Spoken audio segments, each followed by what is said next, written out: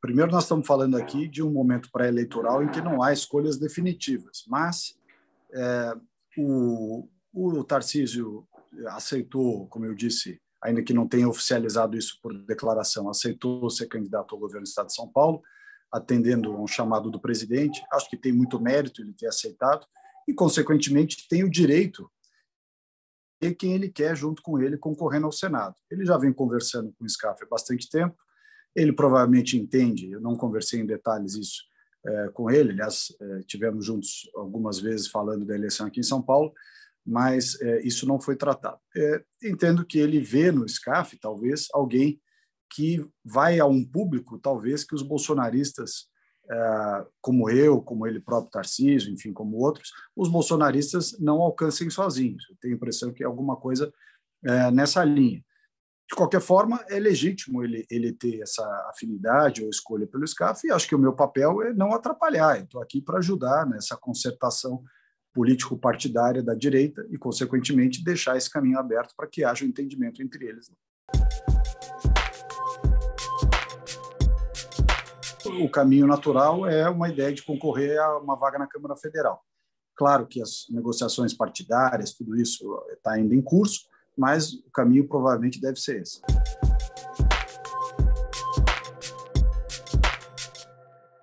Já há muitas pautas que eu reputo importante. Uma delas, evidentemente, é a pauta ambiental, com esse viés de desenvolvimento econômico sustentável, colocar as pessoas no centro do debate, respeitar os setores produtivos, trazer efetivamente a prosperidade como pré-requisito de uma boa sustentabilidade, uma boa proteção ambiental. Mas há outras pautas igualmente importantes, diminuição do tamanho do Estado, uma pauta de segurança pública bastante estrita, né, rigorosa, enfim, a pauta conservadora do presidente Bolsonaro.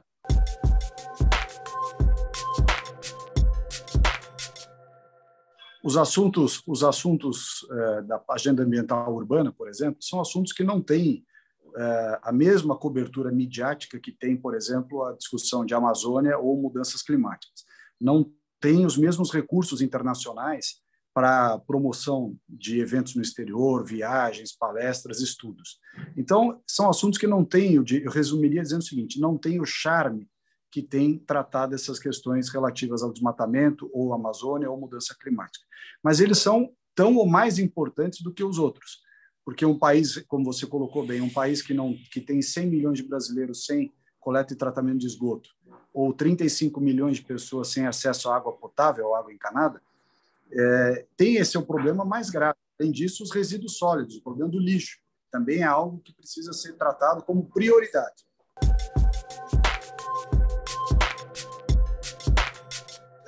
Eu acho que os objetivos do governo vêm sendo atingidos. Claro que não é tão fácil você tirar uma pauta ambiental urbana da inércia, né, do total descaso, que foi o que nós recebemos, e colocá-la de pé. Mas, de qualquer forma, o programa Lixão Zero, nós recebemos o país com 3 mil municípios, mais ou menos, com verdadeiros lixões, e já fechamos mais de 600, portanto, 20% do problema resolvido em 2 anos, e segue sendo resolvido através não só do apoio econômico, tecnológico, equipamentos, mas também dos acordos de logística reversa que vêm sendo feitos. Além disso, o tema do saneamento, foi feito o marco legal do saneamento, que inclusive a esquerda votou contra, né? Mas nós conseguimos aprovar o marco legal do saneamento e já estão aí vários resultados, como, por exemplo, o leilão da SEDAI no Rio de Janeiro.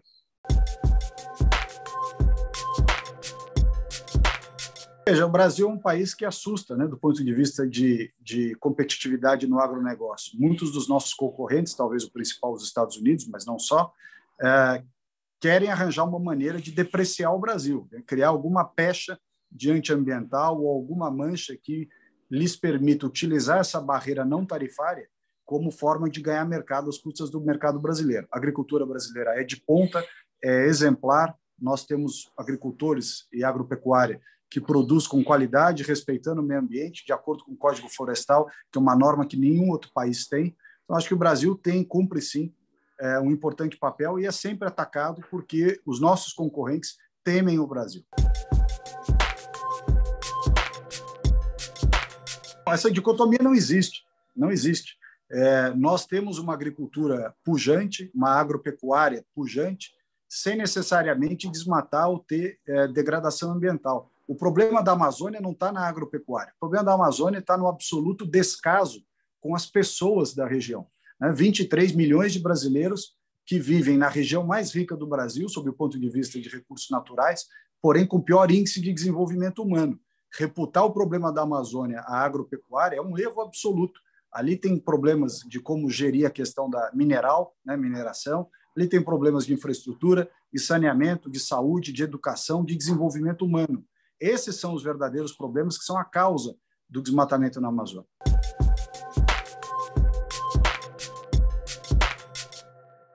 Para as pessoas viverem dignamente, de acordo com o seu trabalho, em atividades econômicas que sejam sustentáveis, as pessoas acabam indo arranjar uma maneira de sobreviver.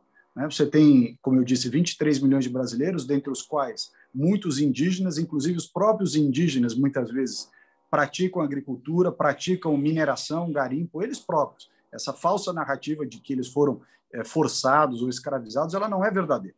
Então, o que a gente precisa nesse momento? É fazer um equilíbrio entre oportunidade de desenvolvimento econômico sustentável, mas de verdade, não apenas discurso, não falar de uma bioeconomia que não existe, ou colocar metas e prazos que são incompatíveis com a vida dessas pessoas no presente momento.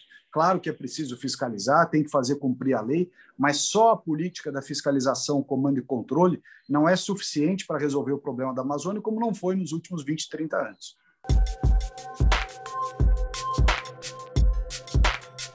Primeiro é importante lembrar que o próprio governo, nosso governo federal, o governo do Brasil, na década de 50, 60, 70, incentivou as pessoas a irem para a Amazônia, a ocuparem a Amazônia, a viverem na Amazônia, justamente como forma de assegurar nossa soberania sobre o território. Então, nós não podemos, do dia para a noite, adotar uma política como se essas pessoas fossem um volume de brasileiros indesejados na Amazônia. Então, esse é o primeiro pressuposto da resposta. Segundo, não são poucas as entidades estrangeiras, ONGs, entidades religiosas, enfim, uma série de entidades estrangeiras que, a pretexto de cuidarem dos mais diversos assuntos, dentre os quais meio ambiente, mas não só, estão presentes na Amazônia fazendo pesquisas de tudo quanto é tipo, pesquisas minerais, pesquisas de biodiversidade, inclusive levando o nosso conhecimento da floresta e dos povos tradicionais lá para fora. Então, existe, sim, essa história de soberania da Amazônia, ela é um ponto verdadeiro, não pela soberania, pela ótica militar. Eles não vão invadir militarmente a Amazônia, mas eles estão infiltrando o território, justamente com essas entidades, com essas ONGs, com esses grupos de acadêmicos, com grupos religiosos, enfim, uma série de grupos que vão se imiscuindo no território brasileiro e tentando criar justamente esse sentimento de que a Amazônia não é só do Brasil, é da humanidade, é do planeta. Em primeiro lugar, reconhecer que o problema existe. Então, expor o problema, mostrar o problema, e não jogar esse problema para debaixo do tapete. Essa é a primeira coisa.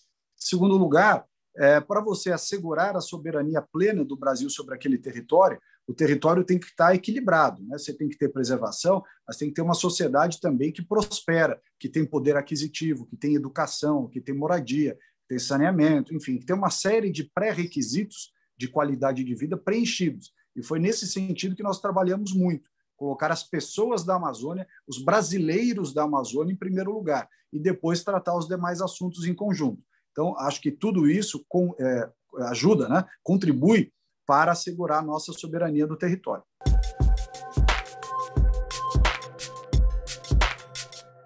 Sem dúvida nenhuma, uma agenda ambiental urbana, acho que essa é uma questão fundamental que avançou muito. Segundo, e juntamente, colocar as pessoas no centro do debate, mostrar as incongruências de muitas agendas internacionais, ou mesmo agendas que foram promovidas no Brasil, que falam de meio ambiente, mas desconsideram por completo os 20 e tantos milhões de brasileiros da Amazônia ou brasileiros de outras regiões. Então, colocar as pessoas no centro do debate. Também, de outro modo, reconhecer que a prosperidade econômica ela é pré-requisito do cuidado ambiental. Eles são indissociáveis. Não há, e o Paulo Guedes disse isso em Davos em 2019, não há questão ambiental que se sustente em meio à pobreza, à miséria. Então, é preciso melhorar a qualidade de vida das pessoas, ter prosperidade econômica, para que, assim, naturalmente, você tenha cuidados ambientais que são também muito importantes. acho que, em primeiro lugar, é preciso reconhecer, e aqui não vai uma questão filosófica, é simplesmente uma constatação de que houve, sim, ao longo de 20 anos, um enorme aparelhamento do Estado brasileiro pelas esquerdas. Esse aparelhamento se deu em praticamente todas as instituições, todas as autarquias, todas as empresas públicas, todos os ministérios. E ele se revela ainda mais nocivo nos ministérios onde há algum cunho ideológico, algum cunho filosófico, jurídico, etc. Ministério do Meio Ambiente, Ministério da Educação, Cultura, Direitos Humanos, enfim, essas são as áreas, Justiça, né? Quer dizer, essas são as áreas onde o aparelhamento cobra um preço mais alto. A questão do aparelhamento ela acaba sendo quase que permanente, porque como você tem funcionários públicos que gozam de estabilidade, né, essas pessoas estão lá, não tem o que fazer. O que a gente tem que garantir?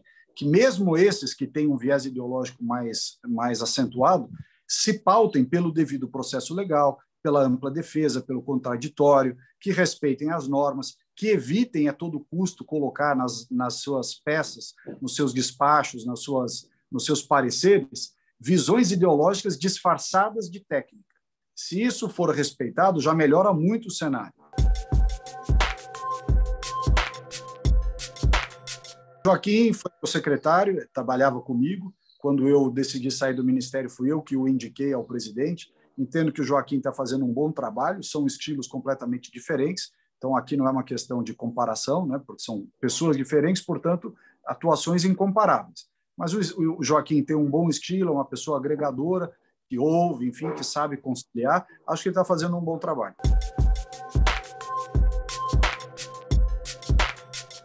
São perspectivas diferentes, né? Eu, por exemplo, me considero de direita no aspecto econômico bastante liberal, pró-mercado, livre iniciativa, diminuição do tamanho do Estado, e do ponto de vista comportamental, valores, etc., uma visão conservadora. Há pessoas que têm mais a visão conservadora, mas muitas vezes, né, nos princípios, etc., mas muitas vezes têm uma visão mais estatizante do ponto de vista econômico. E você tem o contrário também. Tem pessoas que são bastante liberais na ótica econômica, mas têm uma visão mais progressista, ou pelo menos mais flexível, na questão comportamental, valores, etc. Elas são compatíveis, elas convivem, né? É importante também entender que há visões distintas e aprender a conviver com elas, né? Harmonizar essas diferentes visões. Não há duas pessoas no mundo que pensem absolutamente iguais em tudo. Então, essas diferenças precisam ser conciliadas. Eu tenho as duas vertentes, na verdade. Eu sou um liberal na economia, acredito muito na diminuição do tamanho do Estado, sou favorável a vender todas as estatais, a diminuir muito a presença do governo em tudo quanto é ramo da economia ou da vida das pessoas. Por outro lado, tenho uma visão conservadora das coisas, pelo que não é função do Estado, por exemplo, essa agenda de gênero, não é função do Estado se imiscuir em diversas pautas relativas ao status civis, né? Há uma série de coisas que não são função do Estado. Então, nesse aspecto, eu não vejo aqui uma coisa ou outra. Eu acho que elas se somam com relação a determinadas pessoas, que é o meu caso, e elas assumem pesos diferentes quando se tratam de outras pessoas. Não é necessário que a gente exija que todo mundo pense igual a nós para estarmos juntos, né? Esse é o princípio de trabalhar em coalizão, né? Trabalhar junto, sabendo reconhecer as diferenças e respeitando.